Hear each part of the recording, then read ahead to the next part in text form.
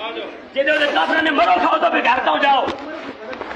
गलत बात है। और शिया के इमाम बड़े चाव खां और तकलीफ की तस्दीक की कोई जरूरत वो काफिर जहर साडी नजर है उन्हें मुसलमान करो कलमा पढ़ाओ कलमा पढ़ना तुसी नबी तो दीन करते पे हो निकलो बाहर निकलो निकलो मैं कह रहा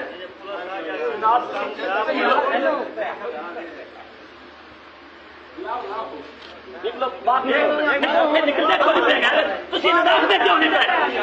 आ जाओ जाओ आ जाओ जाओ पे यार